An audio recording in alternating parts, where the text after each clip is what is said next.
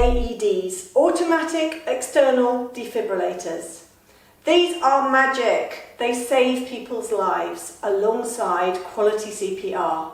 If you suspect somebody is having a cardiac arrest, they're unconscious and they're not breathing, or if you find someone you think is having a heart attack, get hold of one of these as quickly as you can. You see them with green heart with a lightning flash across the middle. That is the sign for a defibrillator.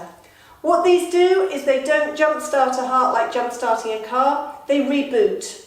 So it will stop your heart and enable the heart's backup system to put them back in the right rhythm. You cannot do any harm. If they don't need the shock, it won't let you give it.